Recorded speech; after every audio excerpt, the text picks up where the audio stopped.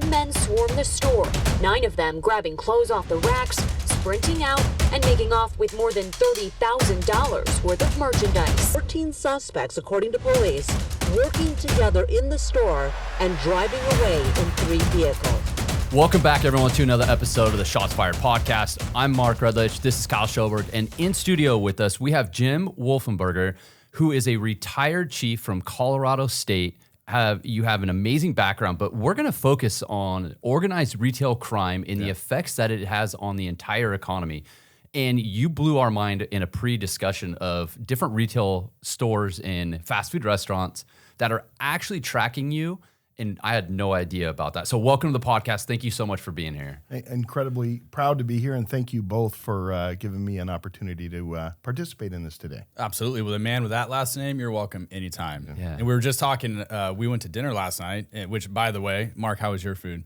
You know what? Mine was absolutely amazing. I ate almost all of it. Kyle, how was yours? Oh, mine was great. We actually had the same thing, so we got to share that in common. It was great. But when we looked over and Jim is picking food off of his bread and picking other stuff off, how was yours? Mine as outstanding. The bread to meat ratio come on. slightly Be honest. off. The meat was incredible.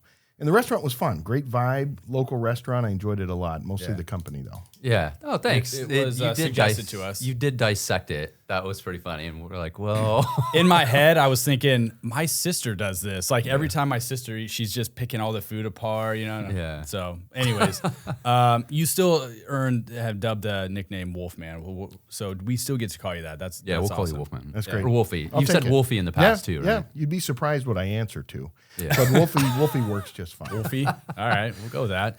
I'm actually super excited about this. And for everybody watching or listening to this on audio, this is really interesting stuff because America has dramatically changed with the amount of organized retail crime that's been going on. And whether, depending on what state you live in, particularly California and others, you have seen this completely skyrocket over the years. And I was talking to Mark, and it's like, you can't even go into a big box retail store like a Target, Walmart, and without, having to get an employee to unlock a cage just to get toothpaste or a toothbrush out of it. And so what it's done just to the economy alone and how certain states have reduced theft crimes from felonies down to misdemeanors and even lower has just dramatically changed in how these organized retail crime rings are conducted and some of the people that are involved in them and what stores are doing to try to combat it.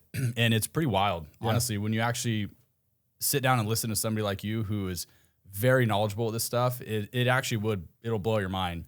And we just talked really briefly about we won't say the food chain store, but a very well-known food chain store that a lot of people go to and like. There's cameras in there monitoring people, measuring metrics of, from time that someone gets in line to the time that they pay for their food, how long is that and what's the efficiency? And so the utilization of cameras nowadays in technology is everywhere and people are completely unaware of it. And so I want to hit a little bit on that too, because it's actually very interesting stuff. Yeah. And you're an expert in this. So you were a retired chief, Colorado State Police, FBI Academy, oversaw over 1,200 employees, and now you currently work for Motorola. So can you give us a background of yourself and what you're currently doing now as well? Sure, you bet. And so I grew up in Colorado, and coming out of college, I had played football in college, and I missed that. I missed the camaraderie of being a part of a team. And I have a long history inside of Motorola. My dad worked for Motorola. I worked for Motorola a bit in high school doing installs. And coming out of college, working around more police officers, it became apparent to me that being a part of a team is very much like being on the football team. You being able to work towards something as a common goal that appealed to me, and that really sparked my interest in law enforcement. So I applied for the Colorado State Patrol, and I was hired. Worked every rank inside of the Colorado State Patrol, from cadet to trooper, all the way up to colonel. Was appointed by the chief or by the governor of the state of Colorado to serve as chief of the Colorado State Patrol for the final 4 years of my career. Just like each of you in your service to your communities, I think each of us come across certain things that affect really our trajectory within our career and kind of help us to emphasize some of the key elements in which we tend to focus. And one of mine was on April 20th of 1999 as a corporal in the Metro Denver area, hearing on the mutual aid channel a lot of squawking and a lot of yelling, which was not typical. Turned up that and find out that it's a school shooting at a school called Columbine High School. And I went to high school at Green Mountain High School, just adjacent to Columbine, and it was built on the same floor plan as Columbine. So going to it was incredibly surreal and really grappling with the cognitive dissonance at the time in 1999. Again, talk about a failure of imagination. It seems so foreign, this idea of an active shooter at a school. And, spending the time there, working to assist the Jefferson County Sheriff's Office from the Colorado State Patrol standpoint, really in terms of providing the perimeter but being on site really helped. And clearly there's a lot of significant changes in law enforcement tactics with regard to active shooter engagement, rapid entry teams that really change the format of that. And last night we did have a conversation a bit at dinner around 9/11. And certainly that was another significant event inside of all of our lives, but certainly something that on the job as a captain in the Colorado State Patrol had profound effect on all of us as a country, but certainly had a significant change in my trajectory within the Colorado State Patrol, where I really began to focus more on intelligence and information sharing with an emphasis on technology. And as a chief, I certainly led through those lenses of those shared experiences that helped put a focus on the area around technology and policing and public safety and really the efficiency of the men and women on the front lines of law enforcement. When I started in my career, like many of you who might be out there that served on the job, my patrol car was much different than the patrol car of the recruits that get in today. Mine was effectively empty, didn't even have cages. I had a Motorola radio bolted to the transmission hump. I had a wooden box, this is dead serious, built by a inmate at the Colorado Department of Corrections in prison. They built these boxes, light bar controller, and a siren controller. That was it. You didn't have to take the light out and then... Yeah, not quite that old. Okay. But, and as technology has been introduced into a patrol car, it's really, from everything where air conditioning was even rare at the time. And, and I heard somebody talking the other day about this advent of air conditioning in law enforcement. What do the cops do is they'll roll the windows up, turn on the air conditioning. It further insulates them from communities. And all of the technology around, keep your eyes from where maybe it's most appropriate. So we've seen over the course of the past 25 years or so, this incredible acceleration of technology. And today we're going to talk around organized retail crime. But when I came to Motorola in 2013, I've been here for 12 years. Motorola in 2011, when I tell people, hey, I work for Motorola, a lot of people are like, hey, you guys make some of the best phones. I remember those back from the early days. That's what I hear a lot. Well, and I have to explain to them, look, in 2011, Motorola had made a strategic decision to sell off all of its cellular business to Google at the time. And we separated and became two companies. So in 2011, Motorola spun off what is today called Motorola Mobility. It's the cell phone side of the business, networks, IP, devices. And Motorola Solutions today is the original Motorola, really with the heart of radio, infrastructure, and technology. And over this past decade, we've spent well in excess of $10 billion on acquisitions around building an ecosystem around public safety, from fixed video security and access control to mission critical communications. And then fixed video security and access also includes things like body cameras, in-car cameras, fixed video that you'll see in corporate offices that are at, again, malls and restaurants and casinos and hotels. Access control becomes a very elemental part of that conversation around video. Doors locking, pass-through with IDs, analytics that are in the background looking at the video, and we'll hit that part around fast food and how they measure for efficiency. And then certainly command center softwares, that third leg of the Motorola stool, looking at everything from the nation's largest 911 call handling provider is Motorola through our acquisition of a company called Vesta. So 65% of the time in the country, when you make a 911 call, it's being answered on Motorola infrastructure around 911, what's your emergency? So you see this confluence of video, voice communication, and software that really charges this platform that enables frontline responders at a federal, state, and local level to be more effective and efficient and safer at what they do. Then conversely, there's a second side of the coin in Motorola that emphasizes on enterprise businesses. So today we're going to talk about organized retail crime, and we'll talk about how this stack of technology also provides the capabilities to influence outcomes and really help bind together public safety response and retailers.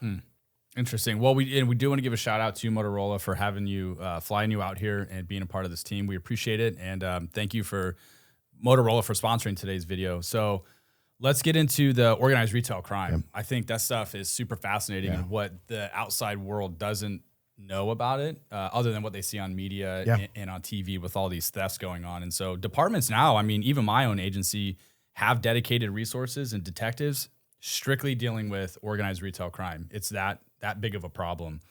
So I want to jump into that. Unless, do you have any other questions about?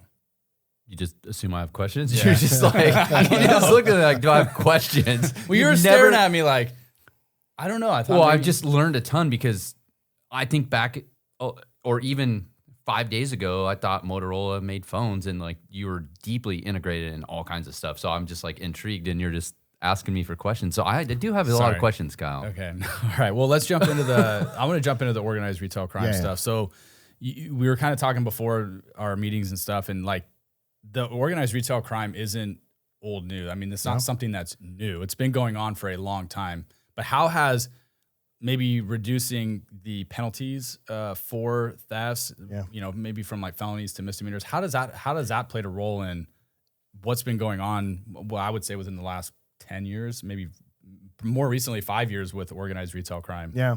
I think probably the history of retail theft started from the first time likely a street vendor set out some fruit and vegetables on a corner and somebody came up and took an apple. I mean, the early days of retail theft went early. This idea around organized retail crime, we've seen it change in the definition a bit. It's expanded. The aperture is opened up with regard to the conversation, because to talk about just retail theft is a bit too myopic. When we open the aperture and think more broadly around the consequences and impact of organized retail crime, because theft really constitutes the initial act of taking, but then it builds around a broader business of fencing and the redistribution of the products. And really how it's accelerated is what we've seen in these fencing operations where you might have had somebody on a street corner selling you some watches, maybe out of a coat, or shower heads out of the back of a van that were taken from a local business. Today, you've got the internet and you've got large platforms to be able to go out and resell. So it's really expanded the opportunity for nefarious types of conduct to be committed, and perpetrated against the community. When people see a deal that maybe looks too good to be true, it probably is. So I think there's a lot more opportunity out there for people to be able to repurpose the things that they've stolen as part of these organized rings. When I started really noticing it again, really came around the whole COVID type of time where you saw these large bands of this very organized group of where you'd get a number of vehicles that would pull up, say, to Union Square in San Francisco in front of a Macy's, and 30 people would run inside the Macy's and, grabbing things from expensive handbags to electronics to makeup to jewelry, to high-end clothing and shoes, the types of things that you see where they'll go in on these patterned exercises and move around and really have a significant consequence. So one of the leading organizations that I've seen is out of the University of Florida. It's called the LPRC, or the Loss Prevention Research Council. It is an academically based, evidence-based think tank. It's a nonprofit. And what they do is they look at the efficacy of the technology, they look at the significance of the problem, and they've quantified it along with their partner called the National Retailer Federation, the NRF, which really is the largest organization, among one of the larger organizations. But the LPRC has estimated that the economic impact of organized retail crime is between $3 and $5 billion annually. Wow. That's a tremendous amount of money. And, you pointed it out earlier. There are consequences that all of us experience as it relates, not just the elevated prices, because when you have something in the industry that they'll call shrinkage, this idea about loss, is they're going to build that into their cost of recovering back to make themselves profitable. Understand that from a business standpoint, but that you also have other issues around convenience. And we've all been there where you walk into a Walgreens, a Home Depot, cables tying down drills, and there's covers over everything from toothpaste and makeup that you've got to go get somebody. So it has a consequence. And then finally, and I think very concerning as well, is this idea where typically in neighborhoods where you have high crime, you end up with stores that make a business decision based on profitability that they consider closing these stores. Yeah, which we're seeing. And that's a significant consequence if it's a pharmacy or if it's a grocery store, where they lose that opportunity from a community to have the convenience of having that fresh food availability and medicine in a neighborhood nearby them. So it really helps to create a very bright light on the consequences of organized retail crime. I want to hit on that real quick. So everywhere you see CVS's, Walgreens, all these little pharmaceutical convenience stores shutting down in neighborhoods or cities. And I don't think people are thinking of it from the sense of they're shutting down because of the high levels of theft that are occurring and these people can't sustain, and so they're having to close their stores. I think a lot of people think that it's so convenient to go online and shop on Amazon or whatever to get whatever their little necessities are, and they can have it delivered right to their house. And I think that's false. I think that these stores, we know that they're closing down because they're getting hit so hard with thefts. And like you just said, being able to go to a CVS or Walgreens or whatever to pick up your medicine, that's harder to do now. And some people have to drive a lot further to a convenience store to pick up medicine. And it all has to do with they're shutting down because of how much theft is occurring within these stores. Well, here's some interesting stuff. So we're talking about the theft, and you brought up shrinkage, which is a factor in their theft information that they report out. So like Walmart in 2024, they were in 23, they had $6.5 billion that was reported in theft. But that theft includes shrinkage, vendor fraud, and internal theft, and then theft going through the self-checkouts. Mm-hmm. Target in 2023 had over $1 billion reported. And here's something really interesting. So Lululemon in 2024, they had one ring that was responsible for over $100,000 theft in Canada. One incident, $26,000 was stolen from a smash and grab in Atlanta. I mean, those are huge impacts. And then just one other interesting one, Nordstrom's in the first quarter of 2024 reported over $39 million in loss. But they're all acknowledging organized retail crime, but it's all kind of categorized into theft and internal. Yeah, there are a lot of different classifications, but the broader consequence of it is, again, economic instability, prices increasing, a lack of availability in terms of some of the stores closing. And besides the bottom line of dollars, I think an even more important and consequential conversation is life safety.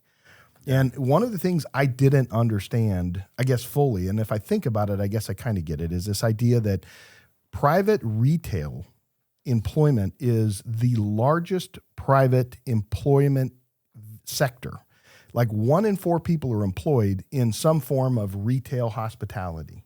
And Motorola did a survey looking at sentimentality of employees inside of these retail establishments, and looking at about half of them, I think it's 49%, had contemplated leaving their job for safety concerns.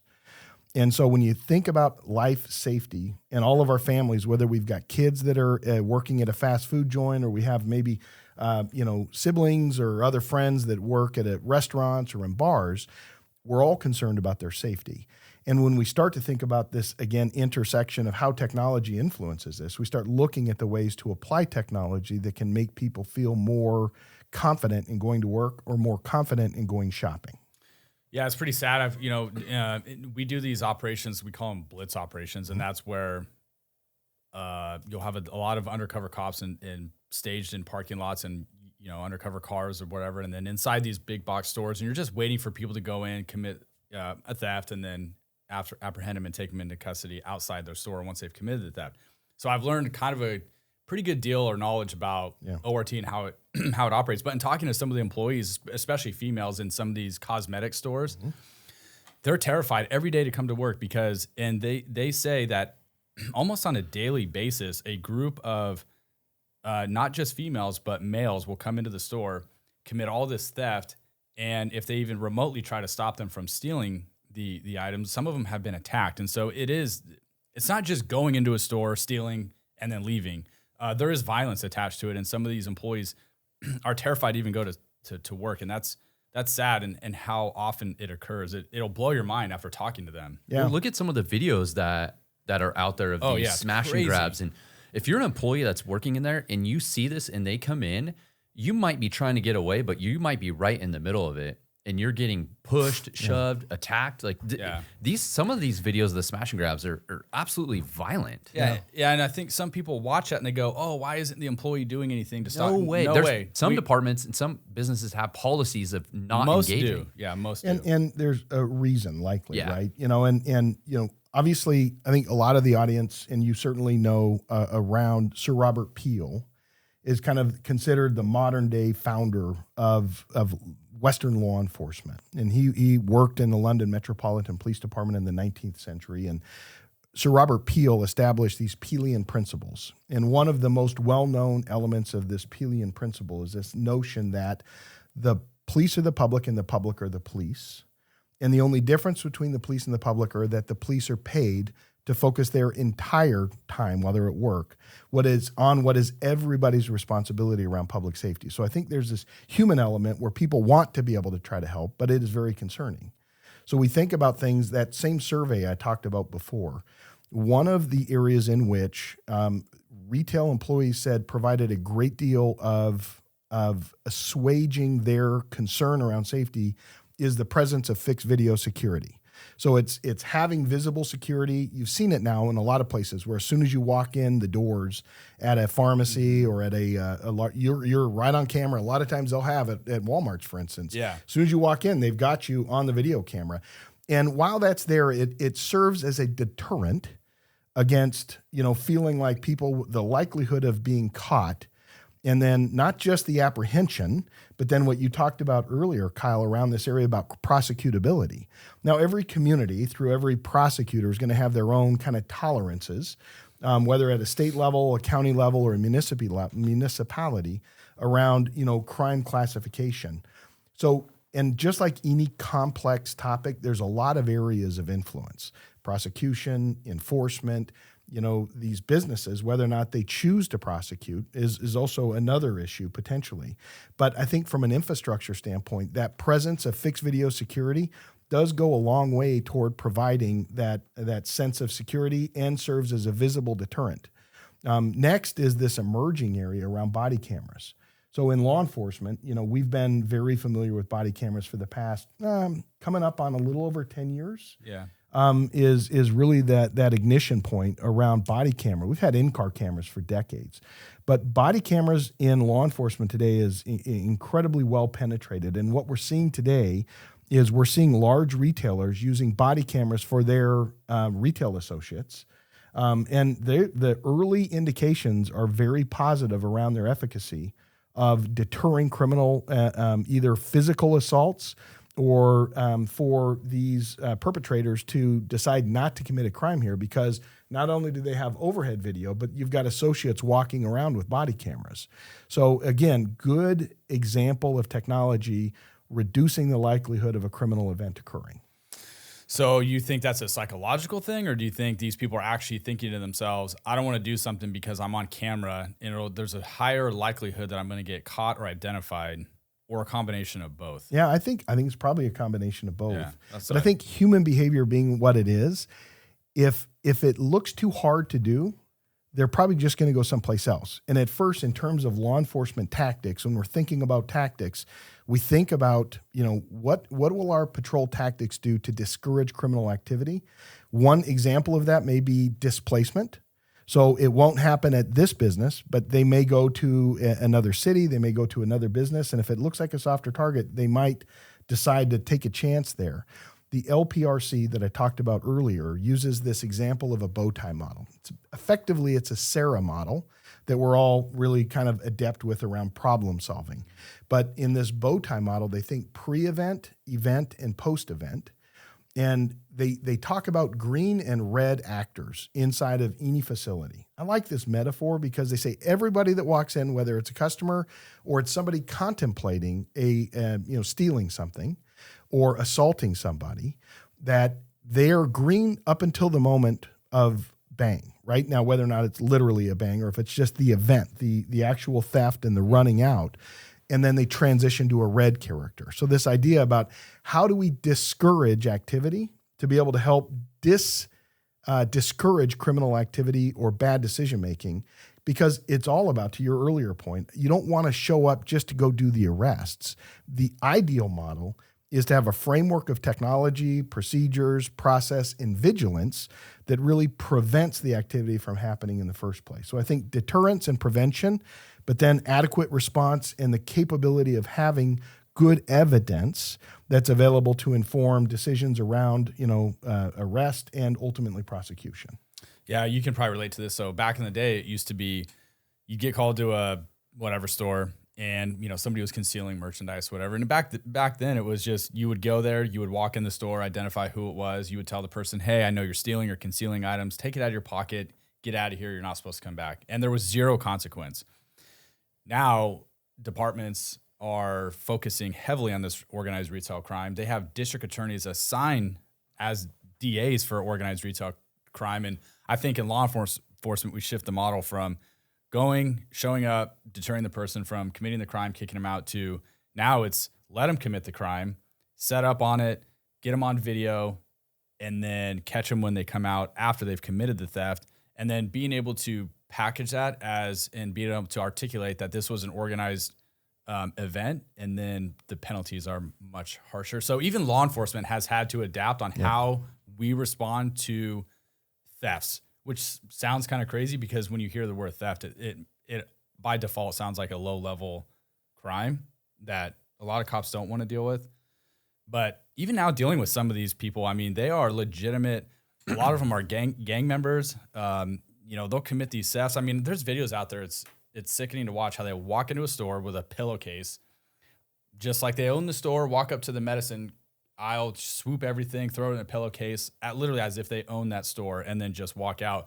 But when you try to intercept these people, or maybe on a traffic stop or whatever, after you've identified who they are, I mean, they're taking you on pursuits. Wild things have happened. And so, well, you're connecting, you have like one, Home Depot is one where they have their own organized retail crime theft staff where they monitor all these different locations, and you have people going in committing theft in one Home Depot, going to another, and going to another, and they're now connecting that. And I think in the past it used to be, if I can get out of the store and I can get away, I'm totally safe, nothing happened. But with the cameras, with the technology, which I can't wait for you to talk about AI and stuff and how we're going into solving these crimes, is that you can go into a store in weeks or maybe a month later or do another theft. They're connecting that back and they're arresting people after the fact, months later. And I think that's going to start becoming more of a deterrent, because there's videos, and we saw them right when California changed the law where over a certain amount, it went from a misdemeanor to a felony. There's videos of people sitting in the back of a patrol car going, oh my God, I had no idea this was a felony. I wouldn't have done it. Yeah, because the states now are putting these organized retail crimes as its own penal codes. And then, so like the example you just gave with the Home Depot, like, oh, cool. Yeah, you just stole a ladder, but you stole ladders from 20 other Home Depots. And so now you have just turned that one theft from what would probably have been a misdemeanor into now a felony, which would fall under the organized retail crime new penal code sections. So I think we're getting better as law enforcement combating this stuff. It took a huge dive when the crime classifications codes did change. And I think our own governor obviously realized that. And I mean, he has created within the California Highway Patrol, there are teams that used to do just strictly auto theft task force guys. And you know who I'm talking about, the Stat Cat guys. Yeah. And they have now been transitioned from, and this is actually kind of falls into the whole technology thing, but from going and combating auto theft, they have turned those teams into strictly organized retail crime teams now. And the interesting thing about that is they'll tell you that stolen vehicles are dramatically down, and it all has to do with technology. Yeah.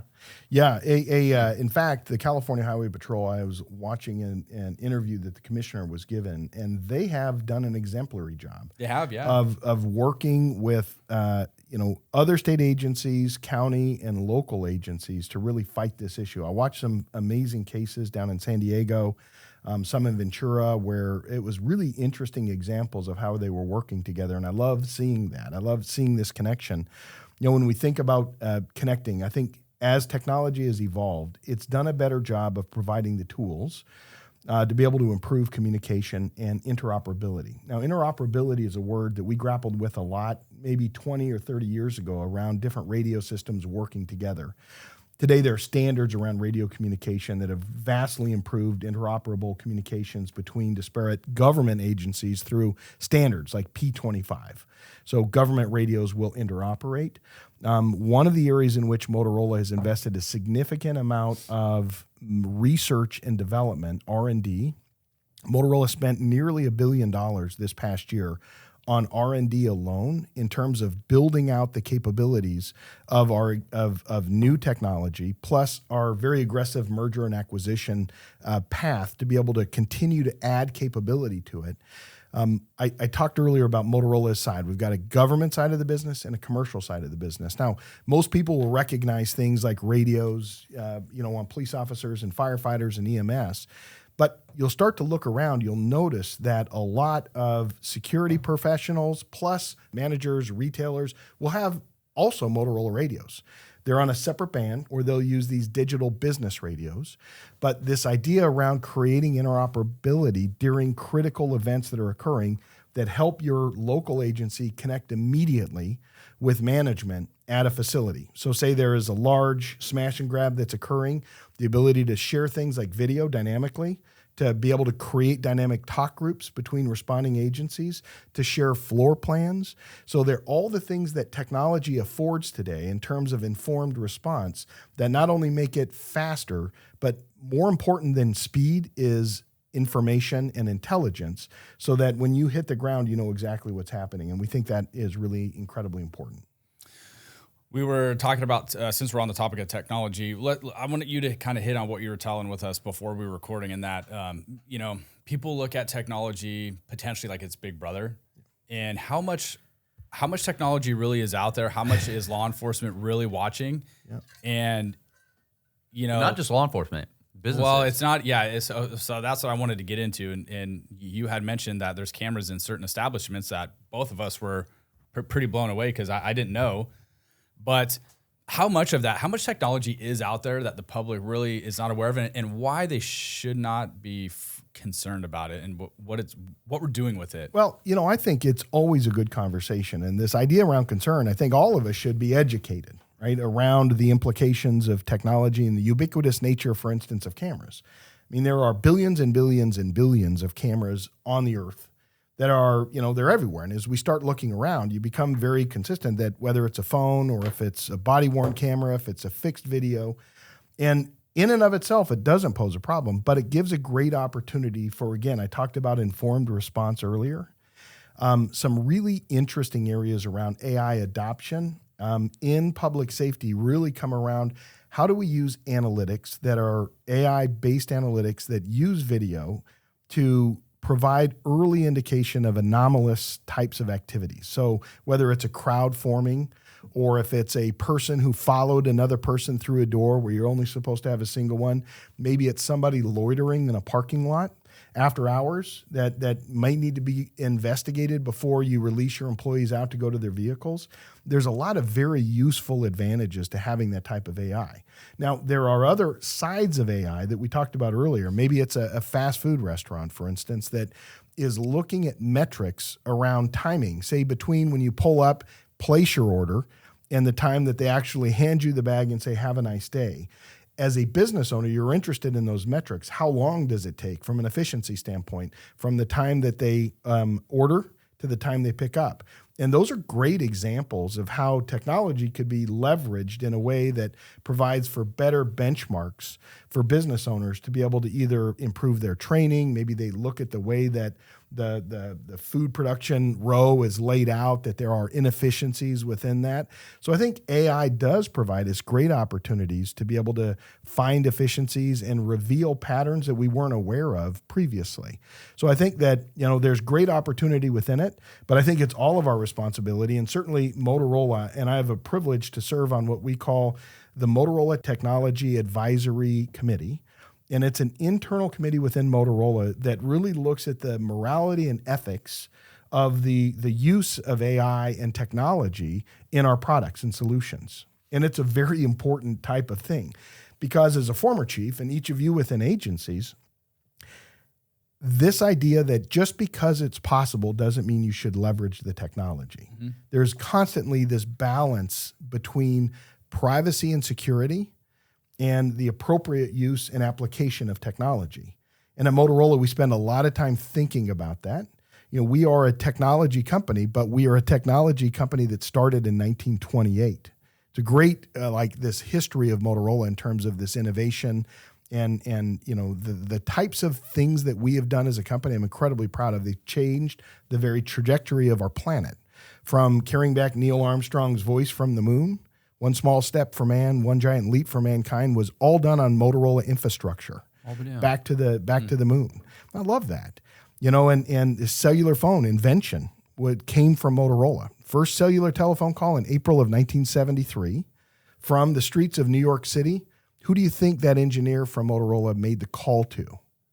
I love this. The competitor that was working on building to get there first. They called them with the media there to let them know that we did it. But cool. You think about this innovation, and I think we are at the precipice today. All of us, I think we're fortunate to be living in this time to see this incredible acceleration of the application of technology. Like I remember the first time my son talked to me about ChatGPT and this generative AI. And, I remember even kind of thinking, I don't know. I don't know. I probably would never use it. Well, I use it all the time. We all use it. But we're starting to learn about this balance of what you put into that large language model. The very fact that we're sitting here on a podcast, Shots Fired, talking about LLMs and AI is indicative of the pervasiveness of the technology. And I think it is incumbent and incredibly important as providers of this technology that we're evaluating it, communicating with our customers, and really taking a look at what's too much, what's the right amount. And just because, again, it's not the art of what's possible, but it's what's possible grounded by statute, by constitution, by rule, procedure, judicial notice. So it's a very complicated process, one in that we take very seriously. Interesting. I almost feel like we talk about privacy. I don't know that people really have a whole lot of privacy anymore out in the world. Most people, or a lot of people, have cameras in their own homes nowadays where they have cameras everywhere, and people have access to that stuff. So the technology thing is fascinating. I think in law enforcement, it's just skyrocketing right now. And you deal with cops who are afraid of it. Some don't want it. Some don't like it. Some of the older school people. But then you have this newer generation of law enforcement officers coming up, and that's all they know. And so, hell, in the academy now, cops are required to wear body cams in the academies as recruits because they want them to get used to turning it on. So, well, Jim, you had your body cam clipped to your backpack, and when you're walking, he's filming us right now. I know. I was like, you keep positioning. Yeah. Say that again, Mark. Do you think if you used ChatGPT last night at dinner, it could have helped you make a different decision on what you're going to eat? It probably would have. Yeah. I tell you, I love where we're at today. I just think we're living and incredibly blessed to be living in a time of this innovation. But I also think we all have a responsibility around, the appropriate use of it, to educate, to be able to. And I remember, cautioning my young children at the time around getting into social media too much and be careful what you post because it'll be there. I think that's exacerbated times 10 today, maybe much, much more than that with regard to AI. And, deep fakes and some of the other things that are out there that we need to be very cognizant of today that I think also have consequence both to organized retail crime, but especially to public safety and community wellness. So, it's that idea out there about, having technology to ensure that we're able to kind of walk that line, give the tools that are necessary. I have long held and only have become more adamant around this idea that if technology serves any purpose, it should be to be able to affect outcomes in a way that helps the men and women on the front lines go home every day. The men and women on the front lines of retail to be safe and secure in what they do, and that there is an expectation that they will go home every day safe. I like that. And there is this example you brought up, Kyle, around, there's different generations of cops. I don't know about that technology. My thought around technology and public safety is I believe properly equipped technology can provide information to help younger cops make better decisions faster today that allow them, to be able to protect careers, for things against either Brady or Garrity or other aspects of it, but to make better decisions more quickly that are more informed and more defensible. And I think that when you distill technology down to something as fundamental as being able to help people make better decisions faster and not have to rely on the school of hard knocks that I certainly went through around having to learn, I think people have access to better data today to make better, more informed, defensible decisions. I agree. Do you think technology, to include AI, how is that going to affect law enforcement in the future? Do you think that it's going to replace cops? I think I hope not. I've seen the movies. I know how this ends, with that idea around the Terminator, right? Where this idea about the singularity. I don't ever anticipating it replacing law enforcement or telecommunicators. I look at it as being supplemental with the emergence of agentic AI and some of the great tools that it could be used to be able to help extend the capability of human judgment by helping to inform it in a way. But I think fundamentally, and we certainly at Motorola believe in this precept around a human in the loop, that AI is not a replacement for human judgment, but it's a supplement to be able to, again, accelerate decision-making and improve decision-making with better data. And our CTO, Mahesh Saptharishi, he talked about this with a group where I was with him, and he's talking about it. He's like, some people will look at this and they'll see it as a body camera. Other people will see it as a remote speaker mic. But he goes, in a year, you're going to look at this, and this is a digital assistant in the field for any person, whether they're working in retail or if they're working as a police officer, to be able to have, we call it Vicky. It's our Siri, it's our Alexa. And they can press this button and ask Vicky questions about policy, about procedures, about what are the elements of first-degree criminal trespass versus second-degree criminal trespass, who needs to be notified in this event, can you help me train for the sergeant's exam, what are the key areas that I need to know about. So this idea in terms of this connectivity and this ubiquitous connection to be able to help inform decisions, I think are going to elevate decision-making and really help expand even more this idea around transparency and connection, better connection to the community. I kind of think with all of that, though, because this is obviously a law enforcement-based podcast, but we have friends and family that work in retail, and some of them own businesses that are affected by organized retail crime. And to know that this technology is available, hopefully, if they're starting to implement that or if they already have it, their employees are starting to feel a little safer, and these criminals are starting to recognize, like, I'm not going to go to this place, or it is way harder to get away with this. It's not worth it.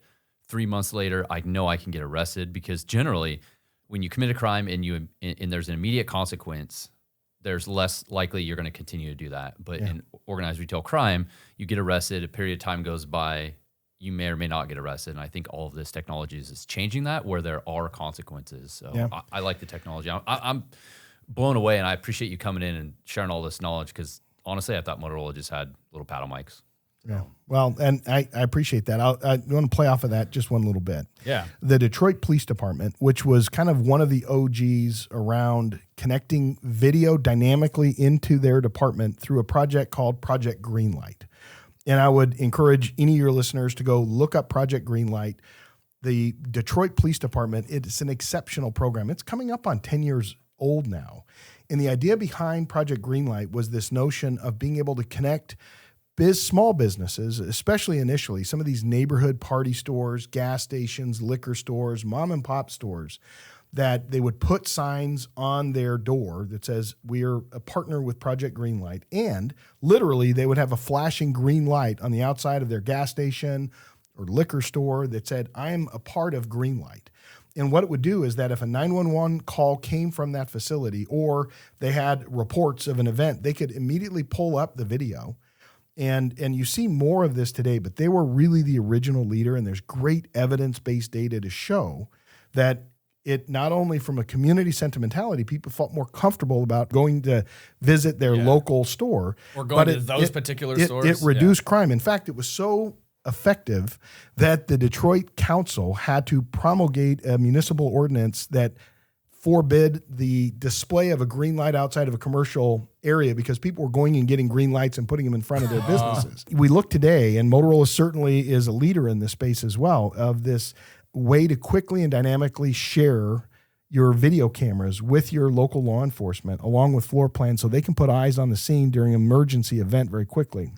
Again, whether it's in a school or if it's in a business, it's that ability to be able to inform decision-making and provide better intelligence for a more informed response. Yeah, along those lines, we have real-time crime centers now popping up everywhere, and those are becoming a thing. Oh, yeah. You know, I mean, it kind of falls in line with what you're talking about. I mean, you get people with eyes on things happening immediately well before the cops are there. I mean, the real-time crime centers thing is I'm curious to see where that's going to be in 5 years. Well, and we've seen a dramatic growth in that area. You know, initially the idea around a fusion center following 9/11, you know, the statewide intelligence centers, and they're great. They, you know, looking at all threats, all hazards, and, you know, risk assessments, threat vulnerability. But these real-time crime centers, real-time operating centers, real-time information centers, you see them called a lot of different things. But it does help to provide this hub and spoke around bringing in some of the key elements around radio communication, video, you know, live streaming body camera, dynamically streaming drone video during emergency response. This idea around drone as a first responder, not only for cities and counties are using these DFR, but we're seeing now in like energy sector and others where maybe you've got a chemical plant, you've got a petroleum plant, you've got a refinery where they've now got the ability to do not only drone launches to do overwatch, but there are also in other emerging areas this idea around threat detection and drone detection. And so we've partnered with a company out of California, out of San Diego, called SkySafe that specializes in drone detection beyond just the Chinese drones, where we've seen a lot of NDAA types of compliant requirements for agencies that you know are discouraged, especially in certain grant funding, from procuring certain Chinese-built drones. Mm-hmm. So looking at this, we've partnered with Brink, which is a good U.S. company out of Seattle, to be able to do some of that.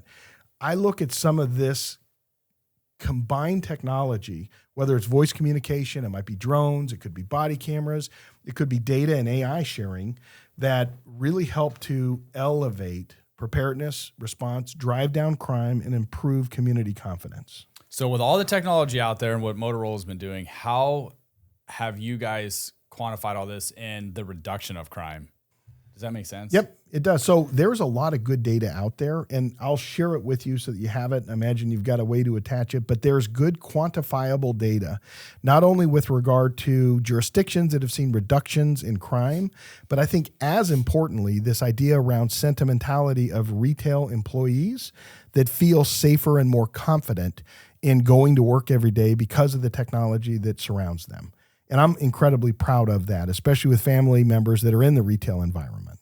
Yeah. You know, I like that part of it. So yeah, I think it's very interesting. And I think what the average public doesn't know is pretty fascinating how big this actually is. Yeah. So. This was you brought a lot of good information, and thank you for sharing that. And thank you, Motorola, for shipping you over here to us, or shipping. Yeah. Like she's not just a piece got of shipped property. out. Yeah. We don't jump out of a box. It's obvious you're in this position because of your skill set, and that's displayed by your suit. I have like Yeah. a little collared shirt on, and Yeah. Kyle just has this Yeah. cute little T-shirt on. Yeah, I guess if you were to judge all of us in the room, everyone in here fits the mold of. Yes, that's funny. I don't even know how to like their education. I'm well, wearing a t-shirt. that's why you're wearing you have a t-shirt, dude. You can't semi-collared. describe Collared that. shirt. He's Yeah. full blown like suit.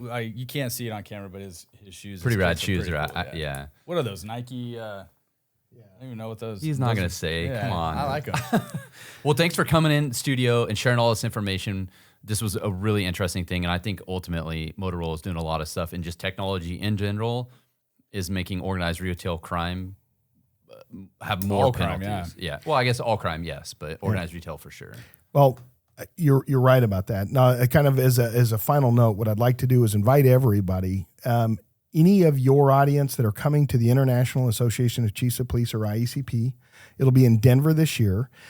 This will be, I've been to well over 20 of these through the course of my career, probably a lot more than that, but at least 20.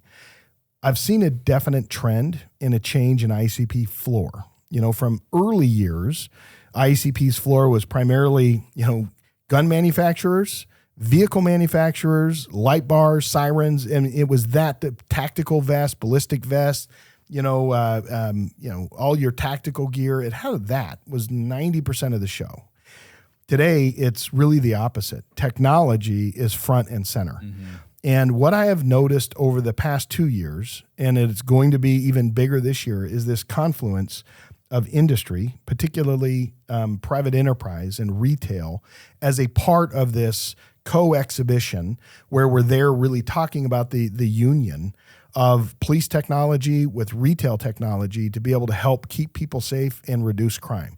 So I would invite anybody that's out there to come by our Motorola booth. We'd love to show you what we're doing and just generally to get a sense of what the industry is doing. And finally, I'd like to thank both of you for the opportunity to be here, the service you're still providing today, and the service that you've provided throughout the course of your career.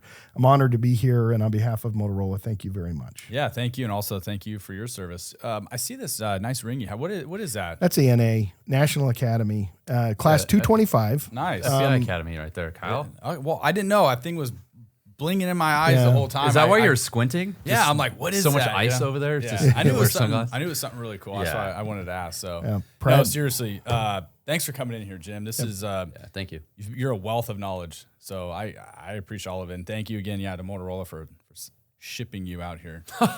Did you come in that bag? It says fragile. Yeah. That's funny. All right. I appreciate it, guys. Thank you. you. All right, we'll catch you guys on the next video.